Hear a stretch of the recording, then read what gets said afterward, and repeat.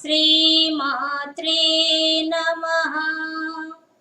మా గురువు గారి పాదపద్మంలో నమస్కారాలు సమర్పిస్తూ మనం నిన్న శివానంద లహరిలో 28వ శ్లోకం పూర్తి చేసుకున్నాం.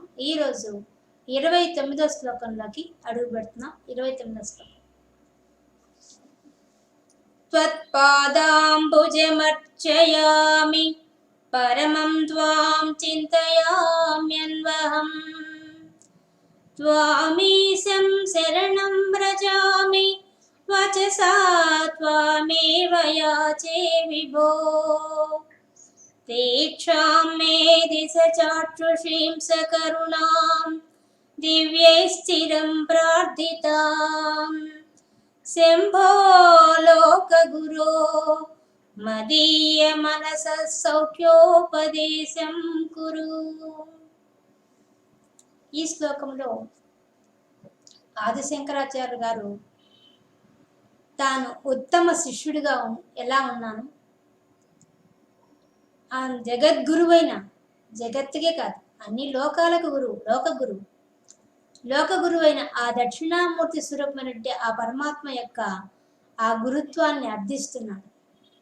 నాకు గురువుగా వచ్చి నాకు సౌఖ్యాన్ని ఇమ్మంటున్నాడు. మరి గురువు సౌఖ్యం ఇస్తాడా? ఇస్తాడు. మనకు ఎంతోమంది గురువులను చూస్తూనే ఉన్నాం. వాళ్ళ యొక్క తపశ్శక్తి వల్ల శిష్యులకి వాళ్ళు ఇవ్వగలుగుతారు ఆ సౌఖ్యాన్ని. సౌఖ్యం అంటే సుఖం. దేనికి కావాలట?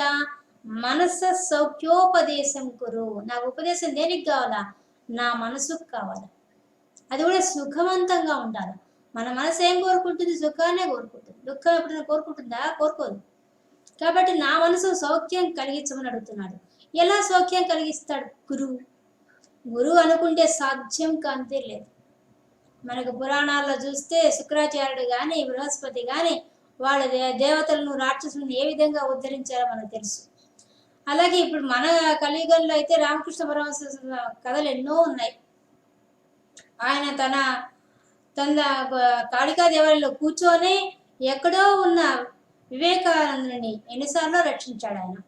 అంటే వాళ్ళు ఎక్కడో ఉన్నా కూడా ఆ శిష్యులకు తగిన సౌఖ్యాన్ని వాళ్ళు కలిగిస్తూనే ఉంటారు. మనం చూస్తాం, ఆయన వివేకానంద చేతి చూస్తే ఎంత ఘోరంగా ఉంటుంది. ఆ చికాగో వెళ్ళినప్పుడు కానీ అంతటా గురువుని తలుచుకోగానే వచ్చి రక్షిస్తాడు.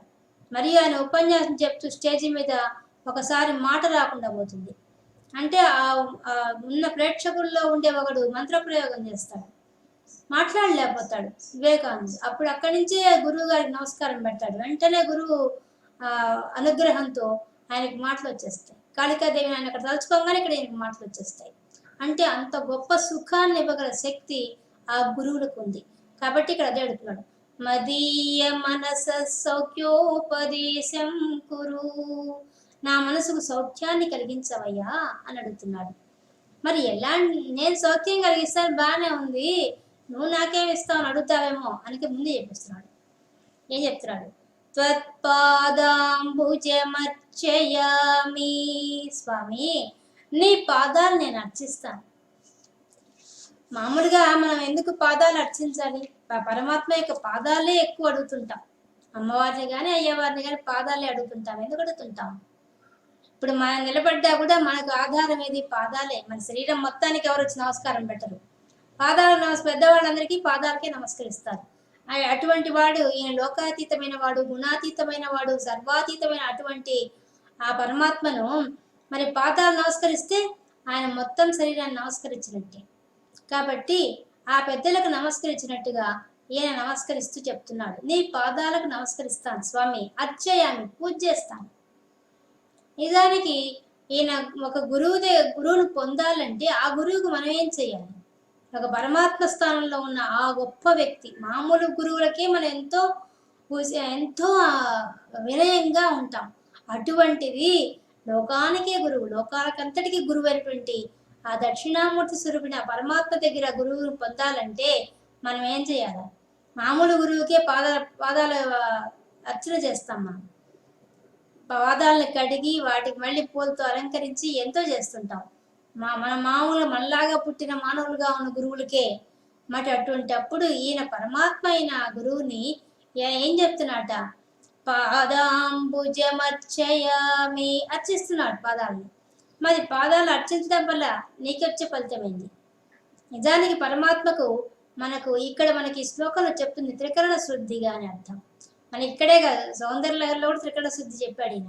మన దగ్గర త్రికరణ శుద్ధిగానే పూజ చేయాలనే విషయం మనకు బాగా గుర్తు చేస్తుంటాడు. మరి మన శరీరంతో ఒక పూజ చేస్తాం అంతే కదా. మనం అసలు ఒక విగ్రహాన్ని తెచ్చుకొని ఆ విగ్రహానికి అన్ని అలంకారాలు చేసి మన స్తోత్రాలు చేసి మంత్రాలు చేసి ఏదో అన్ని మన చేతనైంది ధూప దీప నైవేద్యాలు పెట్టి పూజ చేస్తుంటాం. ఆ పూజ చేసిన వల్ల ఏమైపోతుంది, మనకి మన శరీరంతో శ్రమపడడం వల్ల మన శరీరం వల్ల మనం ఎక్కువ పాపాలు చేస్తాం. ఆ పాపాలు తొలగిపోతాయి. అందుకోసంగా మనం అర్చన చేస్తాం శరీరంతో. ఇంకా వాక్కుతో కూడా అంతే. మనకి ఏ సమస్య వచ్చినా వాక్కుతోనే వస్తుంది. నోరు తీయనైతే ఊరు మంచిది అవుతుంది అన్నట్టుగా, మన నోరు మంచిది అయితే ఊరు మంచిది అవుతుంది. మన నోరే మంచిది కాకపోతే ఇంకా అన్ని నష్టాలే, అదిగాక పాపాలు కూడా వస్తాయి. ఎవరో ఒకరిని దూషించకుండా ఉండం మనం. దానివల్ల కూడా మనకేమైపోతుంది, నోటి వల్ల పాపాలు ఎక్కువ వస్తాయి. ఆ పాపాలు మనం తొలగించుకోలేము. అందుకని మనం ఏం చేయాలా, అదేదో ఆ నాలుకని ఆ మాటని తీసుకొచ్చి భగవంతుని స్తోత్రంగా మార్చుకుంటే మనకు ఆ పాపాలు పోతాయి. పాపాలు పోవడమే కాదు, ఇంకొకళ్ళని ఒక మాట అనే ముందు మనకు గుర్తొస్తుంది, ఈ నోటితోనే నేను స్తోత్రం చేశాను, ఇటువంటి నోటితో నేను ఇంకొకళ్ళను దూషించవచ్చా అనే సంస్కారం అర్థం వస్తుంది. అది గొప్ప అనుభవం అవుతుంది మనకి. అంటే ఉదయం లేచి స్తోత్రం చేయడం వల్ల ఈ నోటితో ఇంకోళ్ళని తిట్టాలంటే మనసు రాదు. అయ్యో భగవంతుడి కీర్తించిన నోరే ఇది, ఈ నోటితో ఇంకోళ్ళు సాటి మానవుని తిట్టకూడదనే ఉద్దేశం మనకు వస్తుంది. కాబట్టి మన ఎదుటి వాళ్ళని తిట్టలేకుండా పోతాం. అదొక సంస్కారం వస్తుంది. కానీ దానివల్ల మనకేమవుతుంది, మన పాపాలు కూడా పోతాయి. ఎందుకంటే తెలుసుకున్న తర్వాత ఎదుటి మాటలు తగ్గిపోతాయి, మౌనంలో వెళ్ళిపోతాం. మనకు బాగా అనుభవం వచ్చేస్తుంది. మన లలితా సహస్రం నోట్ చేసే కొద్ది ఏమైపోతుంది, లలిత కానీ విష్ణు కానీ ఏదైనా కానీ ఏ స్తోత్రాన్ని మనం నోట్ చేసే కొద్ది ఏమైపోతుంది, అయ్యో ఈ నోటితో ఇంత మంచి నామాన్ని అన్నానే, ఇంకో సాటి మనిషిని తిడుతున్నా అనే భావన మనకు వచ్చేస్తుంది. దానివల్ల మనం మౌనంలోకి వెళ్ళిపోతాం. మౌనం వల్ల ఏమైపోతుంది, ఎవరిని ఒక మాట కూడా అనలేకుండా పోతాం. కాబట్టి వాక్కుతో చేసే పాపం అంతా పోతుంది. పాపాలు చేయకుండా పోతాము, పాపాలు చేసినవి కూడా పోతాయి స్తోత్రం చేయడం వల్ల. ఇంకా మనం మనోవాక్కాయ మనస్సుతో ఏం చేయాలా, జపం చేయాలా, ధ్యానం చేయాలా. ఈ రెండు చేయడం వల్ల ఏమైపోతుంది, ఎవరినైనా మనం మనసులో కూడా దూషించకూడదు కదా. మనసులో చేసినా కూడా పాపమే. మనకు తెలియకుండానే ఒక మనసులో మనకి చెడు అభిప్రాయాలు వస్తుంటాయి. ఒకరి మీద మనసులో ఒకటి పెట్టుకో బయటకు ఇంకో రకంగా మాట్లాడుతుంటాం. దాని పాపం కూడా మనం అనుభవించాల్సి వస్తుంది. ఆ పాపం పోవాలంటే కూడా మన మనసులో జపం చేయడం, ధ్యానం చేయడం చేయాలి. దీనివల్ల మనకు ఆ పాపం కూడా పోతుంది. కాబట్టి ఇక్కడ ఏం చెప్తున్నాడు అదే. అందుకనే మనోవాక్కాయ కర్మల చేత నీకు నేను పూజ చేస్తాను. ఎలా చేస్తాను, తత్పాదాంబుజమర్చయామి, నా శరీరంతో నీకు పూజ చేస్తాను స్వామి. పరమం త్వాం చింతయామ్యన్వహం, నేను ఎల్లప్పుడు నిరంతరం ఎట్టి పరిస్థితుల్లో కూడా త్వాం నిన్ను చింతన చేస్తాను. నా మనస్సుతో నేను ధ్యానం చేస్తాను, జపం చేస్తాను. దాని ద్వారా నేను పాపాలు పోగొట్టుకుంటాను. మరియు పరమం, నువ్వు ఎటువంటి వాడివి, పరమమైన వాడివి, ఉత్కృష్టమైన వాడివి. అంటే ఈ బ్రహ్మాండాలకంతా అవతల కూర్చొని మమ్మల్ని అందరినీ సాక్షిగా చూస్తున్న వాడివి. అటువంటి ఓ పరమాత్మ, నీకు నేను ఈ శరీరంతో పూజ చేయగలను, నీ నామ జపాన్ని చేయగలను. ఇంకా ఏం చేయగలను, త్వామీశం శరణం వ్రజామి. ఓ ఈశా, ఓ ఈశ్వరుడా, ఈ విశ్వానికైతే శాసనకర్తమైన ఓ ప్రభు, నిన్ను శరణం వ్రజామి, నిన్ను శరణు వేడుకుంటున్నాను. ఇంకా వచసా త్వామేవ యాచే విభో విభో, ఓ విశ్వమంతా వ్యాపించిన వాడా, వచస నా వాక్కుల చేత, నా వాక్కులతో నీకేం చేస్తాను, నిన్నే యాచిస్తున్నాను. ఏమి యాచిస్తున్నాను, నేను నిన్ను ఏం శరణు వేడుకుంటున్నాను. నా వాక్కుతో నేను శరణు వేడుకుంటున్నాను. నా శరీరంతో పూజ చేస్తున్నాను, నా మనసులో ధ్యానం చేస్తున్నాను, నా నోటితో నీకు స్తోత్రం చేస్తున్నాను, నీవే కావాలని కోరుకుంటున్నాను. ఇది నేను శరణు వేడుతున్నాను స్వామి. వేడుకుంటే దీక్షామే దిశాక్షుషీం కరుణాం, నాకు దీక్ష ఇవ్వవలసింది. ఇక్కడ వీక్ష కూడా ఉంది, ఆ పదం కూడా ఉంది. దీక్షామే, దీక్ష ఇస్తాడు. గురువైన వాడు ఏమి ఇస్తాడు? దీక్షలు ఇస్తాడు. ఎటువంటి దీక్షలు ఇస్తాడు? ఒక మంత్రం ఇచ్చి మంత్ర ఉపాసన చేయమంటాడు. లేదా మనం ఇప్పుడు చెప్పాను రామకృష్ణ పరమహంస లాంటి వాళ్ళు కంటితోనే ఇవ్వగలరు. కంటితో ఇస్తారు, తాకడం వల్ల ఇస్తారు, మళ్ళీ వచ్చేసి మంత్ర ఉపదేశం చేయడం వల్ల ఇస్తారు. వాళ్ళ యొక్క శక్తిని, అంటే వాళ్ళు తపస్సులో సంపాదించిన శక్తిని తమ శిష్యులకు వాళ్ళు దారాదత్తం చేయగలుగుతారు. అటువంటి శక్తి వాళ్ళకు ఉంటుంది. కాబట్టి దీక్ష అమ్మే దిశ ఇవ్వవలసింది, దారి చూపించవలసింది. చాక్షుషింస కరుణం, నీ కళ్ళతో, నీ మూడు కళ్ళు ఉన్నాయి కదా, నీ మూడు కళ్ళతో కరుణం నా మీద చూపించవయ్యా అని అడుగుతున్నాడు. ఆ కరుణ ఎలా చూపిస్తావు? నీకుండేది మూడు కళ్ళు, ఆ మూడు కళ్ళు నా మీద ప్రసరింపచి.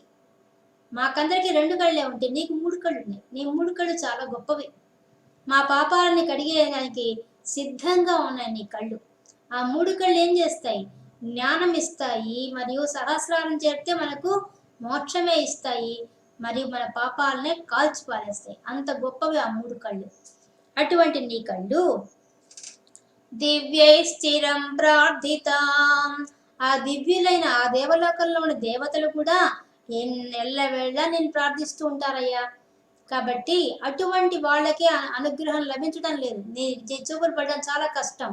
కానీ నేను శరణు వేడుకుంటున్నాను, కాబట్టి నేను ప్రార్థిస్తున్నాను, నేను శిష్యుడిగా ఉండడానికి అంగీకరిస్తున్నాను. శిష్యుడిగా ఉండి నువ్వేం చేస్తావు, నీవు ఏం చేయగలవంటే నేను అర్చన చేస్తాను, ధ్యానం చేస్తాను, స్తోత్రం చేస్తాను, నువ్వే కావాలని కోరుకుంటానయ్యా. కాబట్టి నన్ను అనుగ్రహించవయ్యా అని అడుగుతున్నాడు. ఇంకా శంభో లోక గురో, నువ్వెవరివి? శంభో, సుఖాన్ని ఇచ్చేవాడివి, శాంతిని ఇచ్చేవాడివి, ఈ సర్వలోకాలకే ఇచ్చేవాడివి. అటువంటి వాడివి లోక గురో, ఈ సమస్త విశ్వానికి గురువు వంటి వాడివి, దక్షిణామూర్తి స్వరూపుడివి. అటువంటి నీవు మదీయ మనస సౌఖ్యోపదేశం కురు చేయవలసింది. నా మనసుకు శాంతిని కలిగించవలసింది, సుఖాన్ని కలిగించవలసింది, ఆనందాన్ని కలిగించవలసింది అడుగుతున్నాడు. ఆనందం ఇవ్వగలవాడు ఒక్కడే, గురువు ఒక్కడే ఇవ్వగలడు. అందుకని అడుగుతున్నాడు. అంటే గురువులు తెప్పించి మనకు అనుగ్రహించడానికి గురు రూపంలో వచ్చి వాళ్ళు మనకు ఎన్నో అందుకే ఉపదేశం అంటున్నాడు, ఉపదేశం చేయమంటున్నాడు. అంటే ఉపదేశం చేయడం వల్ల ఏమైపోతుంది? మనలో ఉన్న పాపాలు తగ్గించుకొని మనం ఉత్తమ స్థితికి వెళ్ళడానికి అవకాశం ఉంటుంది. కాబట్టి నాకు ఉపదేశం చేయి, గురువుగా వచ్చి నాకు ఉపదేశం చేయవయ్యా. నువ్వు లోకాలకు అన్నింటికీ గురువు కాబట్టి నాలాంటి అల్పుడి మీద నీ దయ చూపించవయ్యా అని ప్రార్థిస్తున్నాడు. ఎన్ని రకాలుగా ప్రార్థించాడు చూడండి. నేను నిజంగా మనమందరం కూడా చేయాల్సిన పని ఇది. రోజు మనం ఈ శ్లోకం చదివితే కూడా మనం కూడా ప్రార్థన చేసినట్టు లెక్కే, ఆయనలాగా మనం అడిగినట్టు లెక్కే దక్షిణామూర్తిని. ఏమడిగినట్టు? మన శరీరంతో పూజ చేస్తామని, మనసుతో ధ్యానం చేస్తామని, వాక్కుతో స్తోత్రం చేస్తామని, ఇవన్నీ చేయడానికి మాకు అర్హత ఉంది స్వామి. ఇంతకంటే శిష్యుడిగా ఉండాల్సింది ఇంతకంటే అర్హత ఏముంది? ఈ అర్హత మాకుంది కాబట్టి మమ్మల్ని అనుగ్రహించవయ్యా, నీ కళ్ళ మీద నీ కరుణా కటాక్షాలు మా మీద ప్రసరింపచేయవయ్యా అని ప్రార్థిస్తున్నాడు, అర్థిస్తున్నాడు. గురువుగా ఆ దక్షిణామూర్తి తన జీవితంలోకి రావాలని వేడుకుంటున్నాడు. అంతేకాదు పాదాంబుజమర్చయం, పాదాల్లో చేరిపోవాలని కోరుకుంటున్నాడు. ఇది ఈయన గురువుగా ఆ సాక్షాత్ దక్షిణామూర్తిగా ఉన్న ఆ స్వరూపాన్ని ప్రార్థిస్తున్నాడు ఈ శ్లోకం ద్వారా. నిజానికి ఈ శ్లోకం మనం అందరం కూడా పారాయణం చేయదగ్గ శ్లోకం ఇది. మిగతా శ్లోకాలు అంత కాకపోయినా కొన్ని శ్లోకాలు శివానందలహరిలో పారాయణకు అనుకూలంగా ఉంటాయి. ఇవి మనం కూడా అడగాల్సిన మాట కదా. ఇది ఇంత ఆలోచన మనకు రాదు. మామూలుగా మనోవాక్కాయ కర్మలు శుద్ధిగా పరిశుద్ధంగా అని చెప్తామే కానీ శుద్ధంగా ఉండడానికి ఏం చేయాలో చెప్పడమే గొప్ప విషయం. ఏం చేయాలని చెప్తున్నాడు? అర్చన ఎలా చేయాలంటున్నాడు. మనం ప్రదర్శనం చేస్తే భగవంతుడి కాయ కష్టం అంటే శరీరంతో సేవ చేయడం, పల్లకి మోయడం, ప్రదర్శనాలు చేయడం, ఆ గుడిని శుభ్రం చేయడం, మన ఇంట్లో కూడా మన దేవతా విగ్రహాలు శుభ్రం చేయడం, దేవతా ప్రదేశాన్ని శుభ్రం చేయడం, ఇవన్నీ శరీరంతో చేసే కష్టం కిందకు వస్తాయి. అప్పుడు అవన్నీ మనకు అర్హత ఇస్తాయి, పాపాలు పోగొడతాయి. కాబట్టి ఈ విధంగా ఆయన జగద్గురువుగా ఉండి ఆ పరమాత్మను వేడుకుంటున్నాడు. దక్షిణామూర్తిగా ఉపదేశం చేయమని చెప్పి తనకు ఇంకా ఏమడుగుతున్నాడంటే, అస్సలు అడగడం విశేషం ఏంటంటే, గురువుగా వచ్చిన వాడు సాక్షాత్తు దక్షిణామూర్తి వస్తే ఏమైపోతుంది? మోక్షమే ఇవ్వగలడు ఆయన. అందుకని అడుగుతున్నాడు. ఈ శ్లోకంలో అసలైన విషయం అదే. కాబట్టి ఆయన దక్షిణామూర్తి అన్నప్పుడు ఆయన అన్ని ఇవ్వగలడుగా, అందుకని అడుగుతున్నాడు. కాబట్టి లోక గురు మదీయ మనస సౌఖ్యోపదేశం. మనకు సుఖం ఎక్కడ ఉంది? భూలోకంలో ఎక్కడ ఉంది? ఎక్కడా లేదు. ఉండేది మన మనసు శాంతి సౌఖ్యం ఎక్కడ ఉంటుందంటే ఆ పరమాత్మ యొక్క పాదాల దగ్గరే ఉంటుంది. అందుకని చెప్తున్నాడు. సహస్రాలలోని పాదాలు ఉంటాయి కాబట్టి అక్కడికి చేరుకోవాలని కూడా అడుగుతున్నాడు. ఇది ఈ శ్లోకంలో ఉండే విశేషాంశాలు. మనకి 29వ శ్లోకంలో విశేషాంశాలు తెలుసుకుందాం. రేపు 30వ శ్లోకంతో కలుసుకుందాం. అంతవరకు సెలవు.